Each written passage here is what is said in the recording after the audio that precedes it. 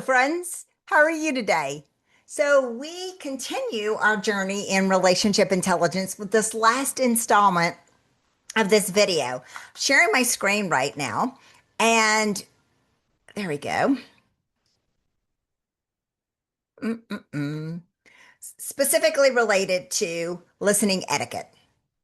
So, as we talk about listening etiquette and we talk about the responses that we have, I can't hesitate. I can't put an exclamation point on the tone of our correspondence because it is an extension of how we respond to people, not only verbally, but also in the way that we are replying to emails. So, one thing that I always talk about in BD Dynamics is that etiquette that you have about your correspondence, never shouting with an all cap, no reply alls. So let's not forget, like some people do reply all.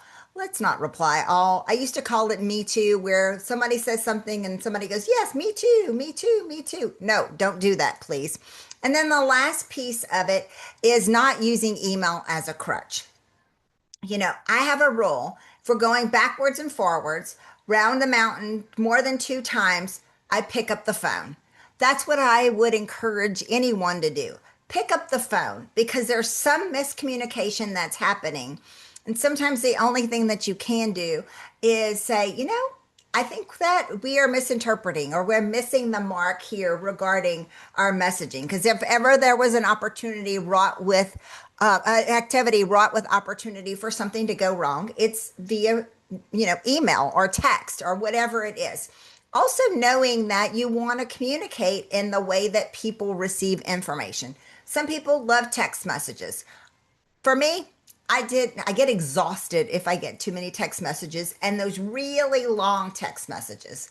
If it's a quick snippet or a quick question, that's what text messages are for.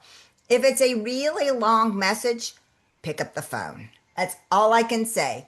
Pick up the phone because a lot of times we just need to, get down to the bottom of it. And if we're going backwards and forwards with lots of messages, we're missing the mark in some kind of way. So, from a strategy standpoint related to emails, studies prove that email is 40 times more effective in terms of getting a new customer than social media is.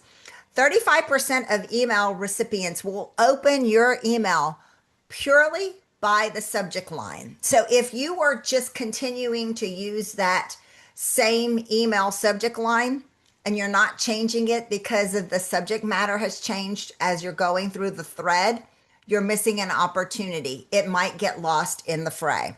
And then 92% of all sales interactions happen not via email, not via text, but in some live form, whether it's in person and on the phone. So again, don't rely on emails. Don't rely on text messages or Teams messages or social media to be able to have those relationships, those live relationships with your clients.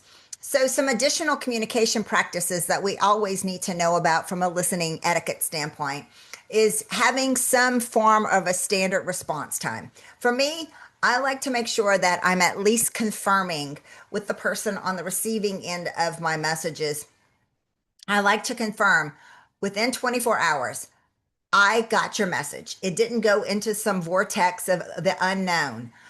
Even if I can't do anything about it, I let them know, hey, confirmed receipt.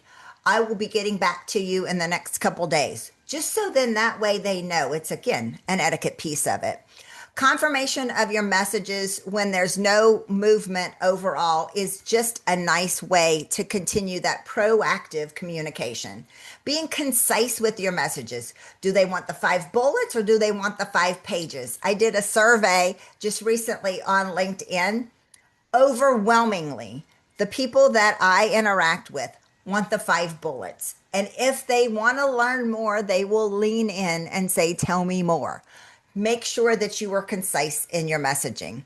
And then, like I said before, that method, that means, that format that is best for that person is always a good philosophy to have, a good standard to go by in terms of customizing the message to the person, knowing that they will open it up and have a lot more opportunity to interact with it if you are individualizing the experience to that person. So if you want to learn more about that in terms of listening intelligence, listening etiquette, and most of all, relationship intelligence, don't hesitate to reach out to me.